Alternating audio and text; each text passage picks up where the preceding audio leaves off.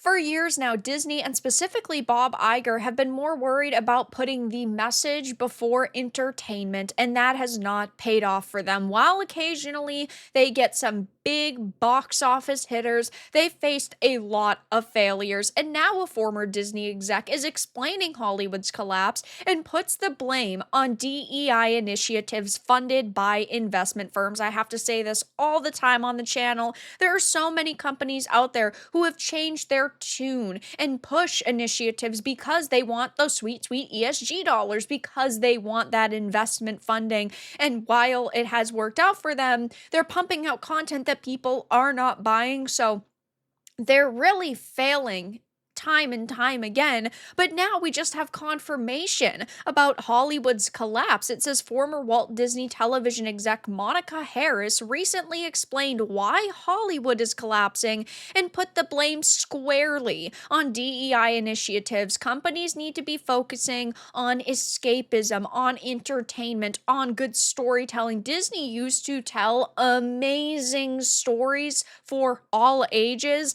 and they just can't do that anymore. They need to get rid of the activists. They need to be focusing on what people actually want, and they haven't done that for years, whether it's with their animated films targeted towards younger kids, or it's properties like Marvel, and you get, the MCU movies such as Captain America or Iron Man or Thor, and they're just not good anymore because you turn them into the DEI squad like the Marvels with Brie Larson. It's just pathetic what they're doing with all their characters right now.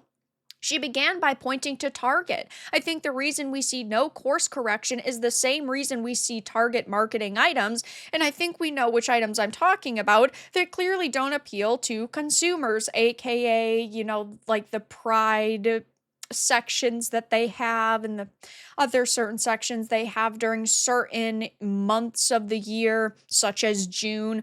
I think when you have like trans Cheerios and stuff like that, you're making a statement that has nothing to do with your audience and its tastes. It's true. Average customers see things like this and they turn and go in the other direction. The average customer is not going to gravitate towards this. So these corporations are pursuing these marketing tactics and sales tactics with products that are doomed to flop and do flop and that lower shareholder value, but they continue them nonetheless. I love to call this the Bob Iger effect, because while Disney does want to make money, someone like Bob Iger specifically is so worried about pushing the message over profit that it is hurting them. And the only reason why it's still happening is because you have one or two movies from them a year that will make $1 billion, and it emboldens him, because while 5 products might fail, 2 of them are absolute bangers. They make billions, and then he just feels emboldened to continue this strategy, thinking one day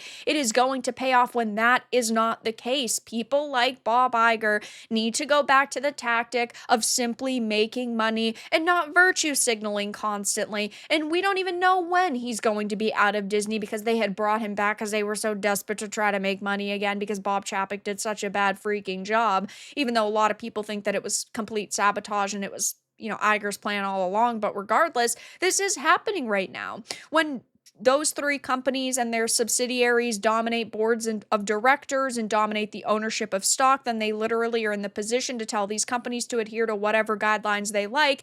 And this is also what's happening with companies in the gaming industry like Ubisoft. There's rumor circulating right now, and a spokesperson basically confirmed that Tencent and the Guillemot family are trying to take over Ubisoft, and that they want to take the company private, and that Tencent was basically sabotaging products like Star Wars Outlaws and Assassin's Creed Shadows to tank the value of the company so they could weasel their way in. Like, this is happening in a lot of industries right now, and we're hearing that it's definitely prominent in Hollywood. I think it's very much the same that's true in Hollywood. DEI has swept through the place. The Academy Awards, the nominations are only available to films that hit certain quotas. You have to have a certain number of people who are Black or BIPOC, trans, non-binary, whatever. It's totally the antithesis, excuse me, of what artistic work is about, which is certainly true. We have seen diversity quotas and these initiatives for years at this point. It's why we look at award shows and we point and laugh. And yeah, sure, I love to see my favorite movie win. I love to see my favorite show get awards like Shogun, for example.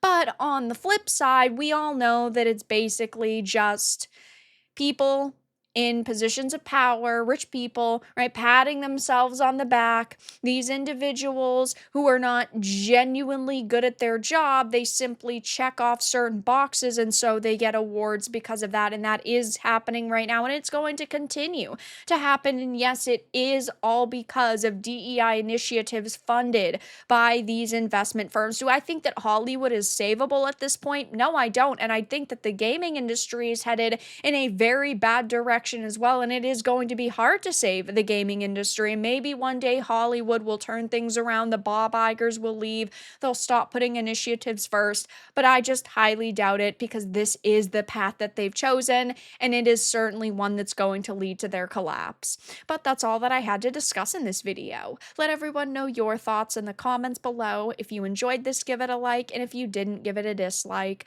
I appreciate your support either way, but I'll talk to you all again in the next video really soon.